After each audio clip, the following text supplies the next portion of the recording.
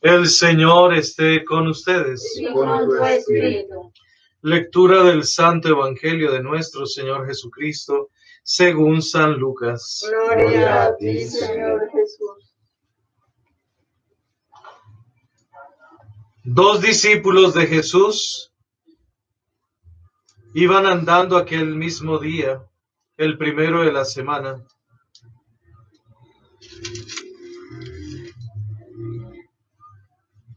Perdón.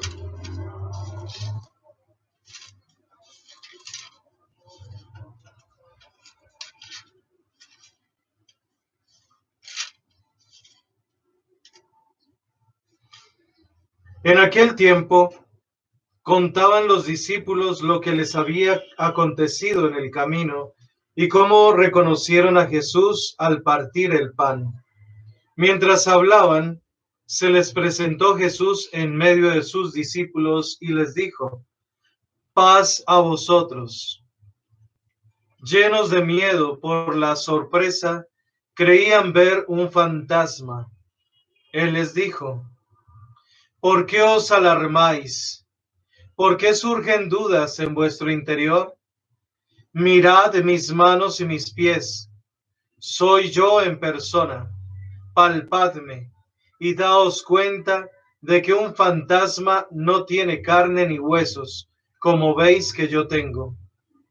Dicho esto, les mostró las manos y los pies, y como no acababan de creer por la alegría y seguían atónitos, les dijo: ¿tenéis algo que comer? Ellos le ofrecieron un trozo de pez asado. Él lo tomó y comió delante de ellos. Y les dijo: esto es lo que os decía mientras estaba con vosotros, que todo lo escrito en la ley de Moisés y en los profetas y en los salmos acerca de mí tenía que cumplirse. Entonces se les abrieron el entendimiento para comprender las escrituras.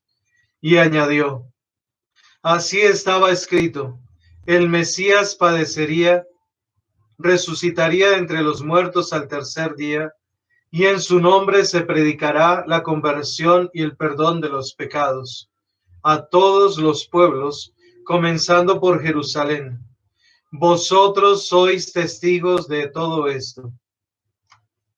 Palabra del Señor. Gloria a ti, Señor Jesús. Las palabras del Santo Evangelio sean perdonados nuestros pecados.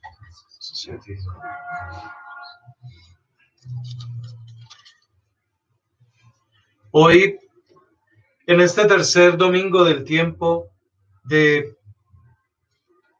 Pascua, queremos invitar al Espíritu Santo, porque ya nos estamos acercando también a la fiesta del Pentecostés. Entonces, les invito a que oremos pidiendo la presencia del Espíritu Santo.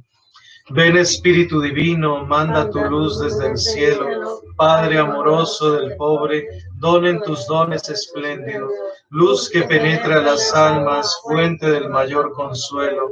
Ven, dulce huésped del alma, descanso de nuestro esfuerzo. Tregua en el duro trabajo, brisa en las horas de fuego. Gozo que enjuga las lágrimas y reconforta en los duelos. Entra hasta el fondo del alma, divina luz, y enriquécenos. Mira el vacío del hombre si tú le faltas por dentro. Mira el poder del pecado cuando no envías tu aliento. Riega la tierra en sequía, sana el corazón enfermo, lava las manchas e infunde calor de vida en el hielo. Doma el espíritu indómito, guía al que tú eres el sendero. Reparte tus 7 dones según la fe de tus siervos. Por tu bondad y tu gracia, dale al esfuerzo su mérito. Salva al que busca salvarse y danos tu gozo eterno. Amén. Escuchábamos en la primera lectura cómo Pedro, precisamente lleno del Espíritu Santo, de ese Espíritu Santo que el Señor resucitado le dio a Pedro, comenzó a proclamar lo que antes por miedo no era capaz. Por miedo se escondió, por miedo traicionó al Señor. como muchos de nosotros que por miedo muchas veces traicionamos al Señor con nuestras actitudes, con nuestras palabras, pero fue llenarse del poder del Espíritu Santo y saber que Cristo resucitado se había presentado ante él, perdonándolo y amándolo. Entonces eso lo hizo ser más valiente para poder proclamar la palabra de Dios y comenzar a decirle a la gente lo que había visto y lo que había oído, como él mismo lo dice. El Dios de Abraham, de Isaac y de Jacob, el Dios de nuestros padres, ha glorificado a su siervo Jesús, al que vosotros entregasteis ante Pilato cuando había decidido soltarlo. No solamente les dice que Jesús ha resucitado, sino les echa en cara, ustedes lo entregaron. Ustedes fueron los que lo entregaron a la muerte, se lo entregaron a los sumos sacerdotes, se lo entregaron a Pilatos y por eso lo mató. Les echan cara, sí, pero a la vez, mire qué acto de misericordia el que tiene Pedro. Hace 8 días estábamos celebrando el domingo de la Divina Misericordia. Decir la verdad no es faltar a la misericordia.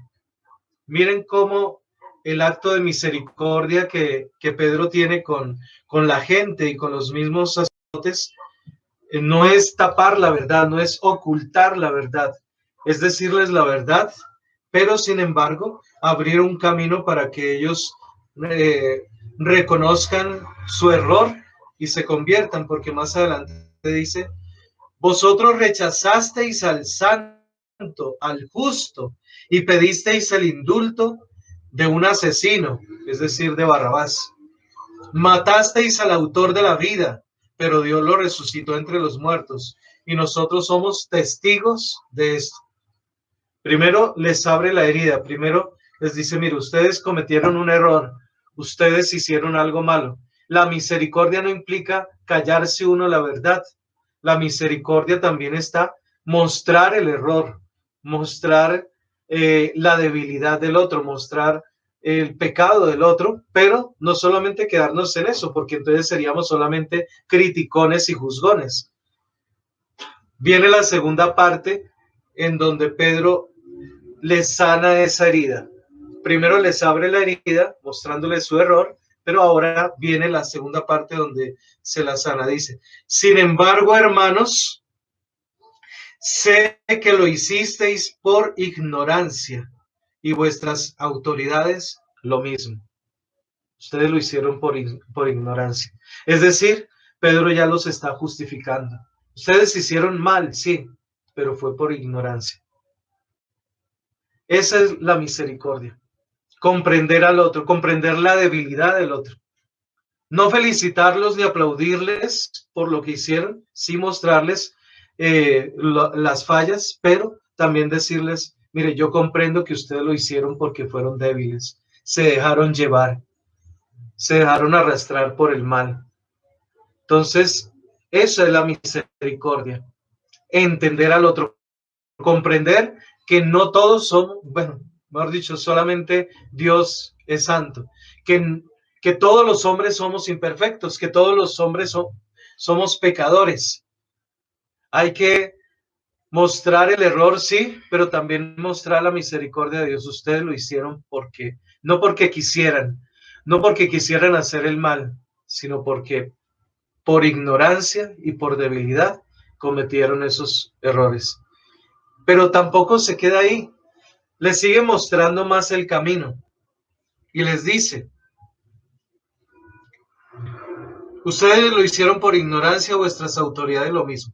Pero el Dios de nuestros padres cumplió de esta manera lo que había dicho por medio de los profetas, que su Mesías tenía que padecer y morir.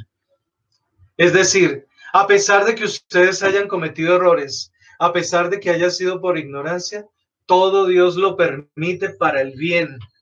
Todo Dios lo permite para el bien, porque gracias a ese sacrificio, gracias a esa muerte en la cruz, gracias a esa sangre preciosa de Jesucristo derramada por nosotros, hemos sido redimidos, hemos sido salvados.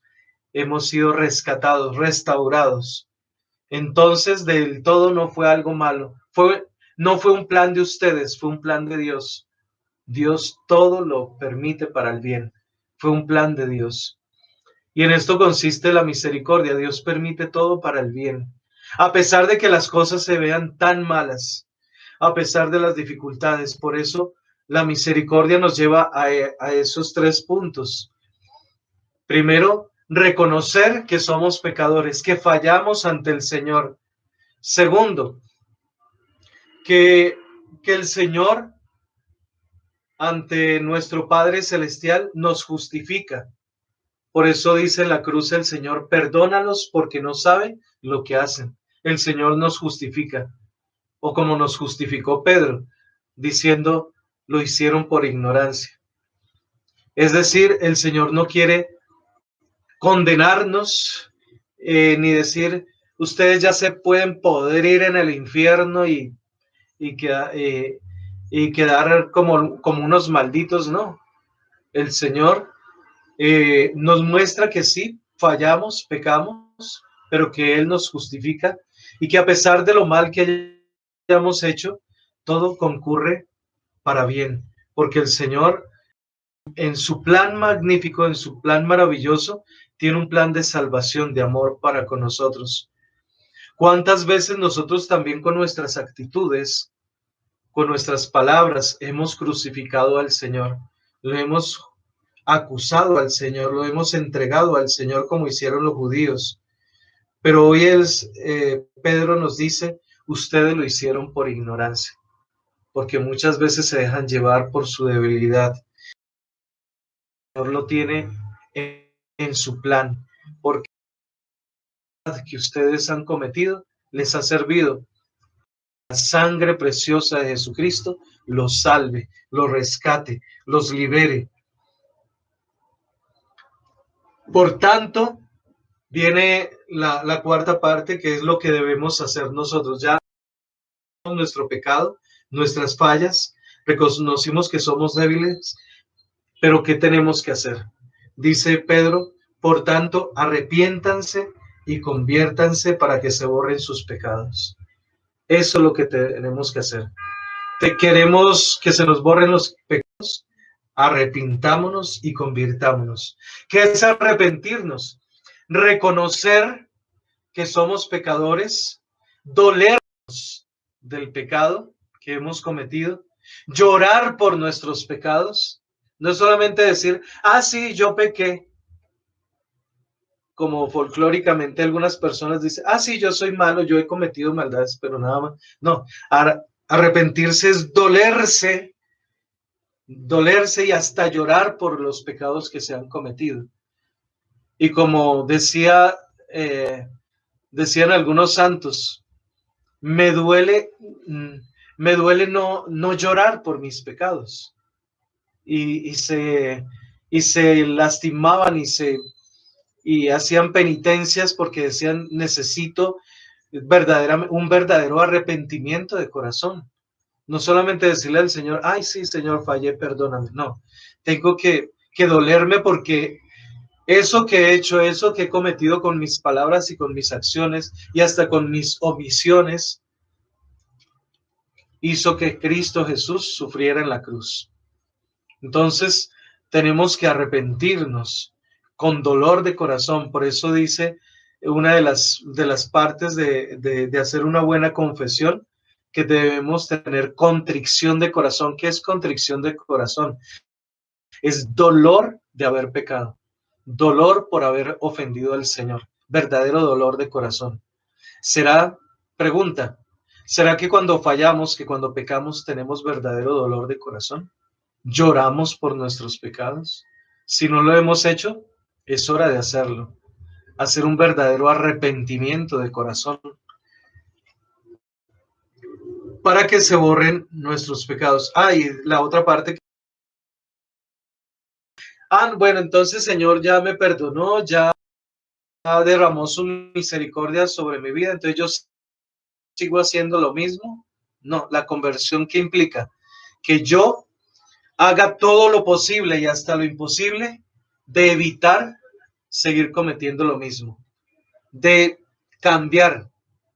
Conversión significa dar media vuelta, es decir, darle la espalda al pecado y comenzar a caminar solamente hacia Dios. Eso es conversión, dejar el pecado. Si tienes un amante y no has borrado los contactos de ese amante de tu celular, es porque no quieres convertirte. No hay un verdadero arrepentimiento. Tienes que borrar y sacar de tu vida completamente esa persona con la cual has ofendido y mancillado tu hogar y tu familia. Entonces, convertirse no es solamente decir, ay, sí, el Señor me perdonó, yo ya pedí perdón. No, es sacar de una vez el mal, lo podrido, lo cochino, la boñiga que hemos hecho en nuestra vida, la suciedad, la porquería, de una vez cortar con eso y comenzar una nueva vida con un verdadero deseo de cambiar, de hacer las cosas bien. ¿Para qué? ¿Para qué? Para que se borren nuestros pecados, para que verdaderamente se borren nuestros. Por eso decíamos en el Salmo, nosotros el resplandor de tu rostro. Y esto fue lo que sucedió con los apóstoles. Los apóstoles estaban dolidos por sus pecados. Ellos sabían que habían traicionado a Jesús. Lo vemos en el Evangelio de San Lucas, que leímos hoy. Habían traicionado al Señor, lo habían abandonado, se sentían mal, se sentían muy tristes, muy compungidos por lo que habían hecho. Tal vez ellos personalmente no crucificaron a Jesús, pero sí lo abandonaron, que era otra forma de crucificarlo. Lo dejaron solo y estaban muy dolidos por aquello que había pasado. Estaban tristes allí en ese lugar y Jesús se les aparece. Dice el Evangelio de San Lucas, en aquel tiempo contaban los discípulos lo que les había acontecido en el camino y cómo lo reconocieron a Jesús al partir el pan. Mientras hablaban de ello, se presentó Jesús en medio de ellos, de los discípulos, y les dijo, paz a vosotros. Lo primero que el Señor quiere traer a nosotros hoy en este tercer domingo de Pascua es la paz a nuestro corazón. Esa paz que nadie nos puede arrebatar. Una paz que va acompañada de ese perdón que Dios nos quiere dar. Cuando usted va y se confiesa, cuando yo voy y me confieso, cuando nos vamos a confesar, recibimos esa paz de Dios, porque sabemos que Dios nos ha perdonado. Es una paz que no se puede comprar con nada, no se puede comparar con ninguna otra cosa. Y como dice el mismo Señor, no es una paz que da el mundo, sino que la da el Señor. Es una paz que nos trae gozo, alegría, tranquilidad en el corazón. Paz a vosotros. Los discípulos estaban angustiados y llenos de miedo y dolidos por lo que había pasado, y el Señor sabía su dolor y por eso vino a traerles en primer lugar la paz. Paz a vosotros. Sin embargo, ellos seguían con miedo por la sorpresa de ver a Jesús. Creían ver un fantasma o un espíritu. Y les dijo, ¿por qué os alarmáis? ¿Por qué surgen dudas en vuestro interior o en vuestro corazón? ¿Por qué se alarman? ¿Por qué surgen dudas? Soy yo. Y entonces el Señor les muestra las llagas de sus heridas, les muestra sus manos y sus pies. No como decir, mire, por culpa de ustedes yo fui crucificado, mire, por culpa de ustedes me clavaron en la cruz mis manos y mis pies. No, el Señor no nos muestra sus heridas para eso. ¿Saben para qué mostró las llagas de sus manos y de sus pies? Para decir, miren, ustedes tienen una herida en su corazón por el pecado que han cometido. Yo vengo a sanarlos. Así como yo les muestro estas heridas como signo no de derrota, sino de victoria, porque ya pasó la cruz. Ahora estoy resucitado, estoy con ustedes. Estas llagas no son la muestra de una derrota, sino la muestra de una victoria. Es como cuando un hijo tiene un papá que ha ido al ejército y entonces le muestra a su hijo de pronto la herida de una bala o de una cuchillada. No se la muestra con dolor de decir, ay, mire lo que me hicieron, ay, pobrecito yo. No, le muestra a su hijo con orgullo, decir, mire, esta herida me la hicieron en el combate porque luchamos y vencimos. Se la muestra con orgullo la herida a su hijo. Lo mismo Jesús hace con sus discípulos y hace con nosotros. Nos muestra con orgullo sus heridas, porque a través de esas heridas nos ha salvado, nos ha curado, nos ha regalado el cielo, nos ha abierto las puertas de su amor y de su misericordia. Por esas heridas, como dice el libro del profeta Isaías, por sus heridas hemos sido sanados. Entonces, no miremos las heridas de Cristo como un signo de derrota, de tristeza, de pobrecito, sino unas heridas en este tiempo de Pascua, como unas heridas gloriosas, llenas de victoria. ¿Y para qué les muestra las heridas? Para decirles, mire, ustedes también tienen heridas en su corazón. Yo soy capaz de sanar. Así como me son sanadas estas heridas de mis manos y de mis pies, como han sido sanadas, sus heridas también son sanadas con el bálsamo de mi amor y de mi misericordia. La herida que ustedes tienen en su corazón por haberme fallado, por haberme traicionado, por haberme negado, por haberse ido por donde no debían. Yo soy capaz de sanar esas heridas. Ese es el sentido de mostrar nuestro Señor sus heridas. Hoy le pedimos al Señor que sane también a tantas personas que han perdido a sus seres queridos, ya sea por COVID o por otras enfermedades, que en estos días han muerto muchas personas. Pidámosle al Señor que sane esos corazones de tantas personas que han perdido a su papá, a su mamá, a sus hijos, a su esposo, a su esposa, a sus hermanos. Hermanas, Señor, muéstrale tus heridas, Señor. Sana sus corazones, venda sus heridas. Tú eres capaz, Señor, de sanar todo lo que hay en nuestros corazones. Hay personas que no los han perdido físicamente, de que se hayan muerto, pero hay otras personas que sus seres queridos, su esposo, su esposa se han ido del hogar, o sus hijos se han ido a las drogas, o sus hijas se han ido a la prostitución, o con hombres por allá a hacer cosas que no deben. Y entonces el Señor te muestra las heridas para decir, mira, yo estoy aquí para sanar tus heridas, de esa depresión, de esa angustia, de esa tristeza que sientes en tu corazón, en tu alma. El Señor está aquí para ayudarnos, para fortalecernos, para levantarnos, así como hizo con los discípulos. Mirad mis manos y mis pies, soy yo en persona, soy yo, no otro, soy yo. Palpadme y daos cuenta de que un fantasma no tiene carne ni huesos como veis que yo tengo. Dicho esto, les mostró las manos y los pies. Y como no acababan de creer por la alegría que seguían atónitos, Jesús les dijo, ¿tienen algo de comer? Le ofrecieron un trozo de pez asado y él se sentó con ellos para comer. El Señor se sienta con nosotros para comer, así como hizo con los discípulos de Maús, que se sentó con ellos y lo reconocieron al partir el pan. El Señor hoy quiere sentarse con nosotros en esta Santa Eucaristía para comer con nosotros. ¿Qué es comer con nosotros? Es compartir con nosotros nuestros dolores, pero también nuestras alegrías, nuestras tristezas, pero también nuestros triunfos, nuestros deseos de ser mejores.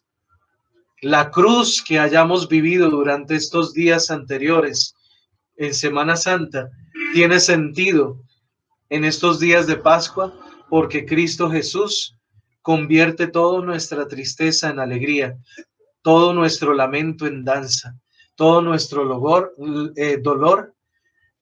en en resurrección, en vida eterna.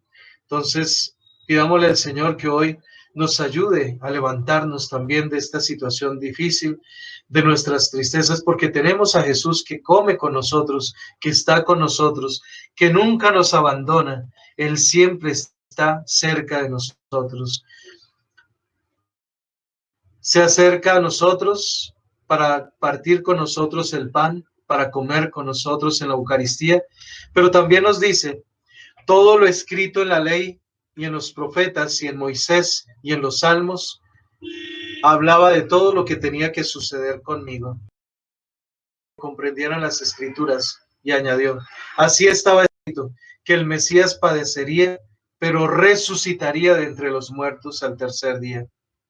Y asimismo nosotros padecemos enfermedades, persecuciones, dificultades, situaciones difíciles en nuestros hogares, pero no nos tenemos que quedar en el dolor, porque si creemos en que Cristo ha resucitado, Cristo nos ayuda a resucitar también de esas situaciones difíciles. Y en su nombre se predicaría la conversión y el perdón de los pecados. Volvemos a escuchar lo que escuchamos en la primera lectura, conversión y perdón de pecados. El Señor nos lo repite nuevamente lo que Pedro había predicado, conversión y perdón de pecados. Estamos invitados en esta Pascua a celebrar resurrección, sí, pero con un corazón arrepentido, convirtiéndonos de todo corazón para el perdón de nuestros pecados, para que esa salvación llegue a todos nosotros. Como dice el apóstol San Juan, hijos míos, os escribo esto para que no pequéis más. No pequéis. Si hemos pecado, tratemos de evitar el pecado. Luchemos para no pecar. Os escribo esto para que no pequéis más. Pero si alguno peca, tenemos a uno que abogue ante el Padre, Jesucristo nuestro Señor, que Él es justo. Él es el abogado ante nuestro Padre Celestial. Él es el que nos rescata. Él es el que nos justifica.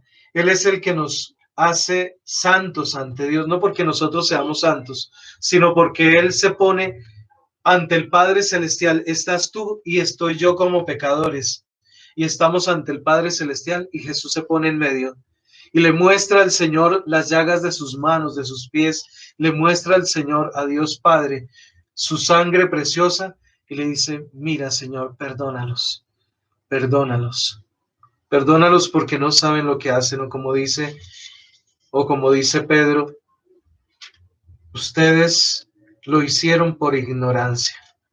Y el Señor se pone como abogado nuestro ante el Padre, para que el Señor derrame sobre nosotros su perdón.